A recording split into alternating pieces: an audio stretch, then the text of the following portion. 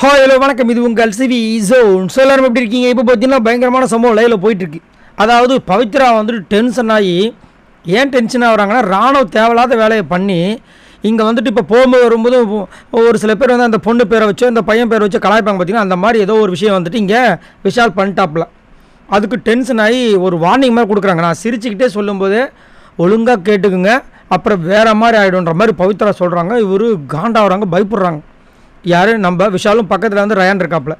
என்ன நடக்குதுன்னா, இந்த மாதிரி நடந்த உடனே அவங்க சொல்கிறாங்க, நான் வந்துட்டு நீங்கள் காமெடியாக சொல்லலாம், ஆனால் நான் காமெடியாக சொல்லலாம், உண்மையிலேயே நான் சீரியஸாக தான் சொல்லிட்டு இருக்கேன், நீங்கள் அதை காமெடியாக எடுத்துக்காதீங்க அப்படின்றாங்க. அப்போது நீங்கள் சீரியஸாக சொல்கிறீங்களான்னு சொல்லிட்டு அவங்க கலாய்க்கிறாங்க.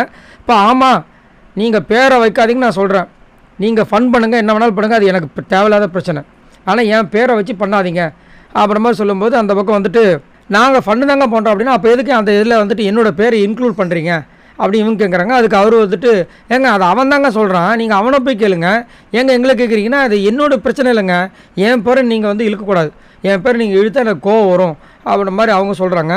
திரும்ப இவர் வந்துட்டு, ஏங்க பவித்ரான்னு இந்த வீட்டில் உங்கள் பேர் மட்டும் தான் இருக்கா அப்படின்னு கேட்குறாரு. இதெல்லாம் கொஞ்சம் கூறுகட்ட கேள்வி மாதிரி இல்லை.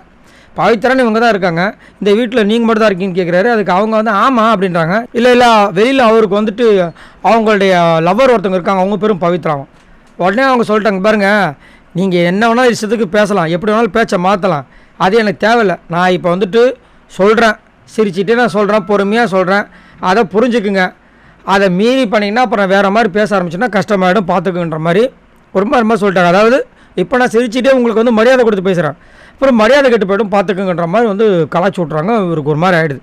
நான் என்ன சொல்கிறேன்னா, இவர் பண்ணுறது இரிட்டேட்டாக இருக்குன்றது உள்ளே இருக்கிற மக்களாக இருந்தாலும் சரி, வெளியே இருக்கிற ஆட்களுக்கும் அப்படி தான் இருக்குது. ராணுவ பண்ணுறதே வந்துட்டு ஒரு கட்டத்துக்கு மேலே அது க்யூட்னஸ் மாதிரி இல்லை, ஓவர் இரிட்டேட் மாதிரி இருக்குது. நேற்று கூட ஒரு விஷயம் பண்ணார், அது பயங்கர வைரலாக போயிடுச்சு, தேவையில்லாத வேலையில் பண்ணிகிட்டு இருக்கு. அது மட்டும் இல்லாமல் இது ஃபுல்லாக பக்காவாக பார்த்தீங்கன்னா ஃபுல்லாக பிளானிங் அப்படின்றது நல்லாவே பக்காவாக தெரியுது. அதனால் செமகாண்டா வராங்க நம்ம பவித்ரா. சரி, நீங்கள் உங்களோட கமெண்ட்ஸை சொல்லுங்கள்.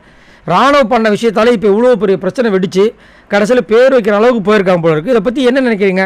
விஜய் விஷால் இது தேவையா? மறக்காமல் கமெண்ட்ஸ் பண்ணுங்கள். பாய் நண்பர்களே.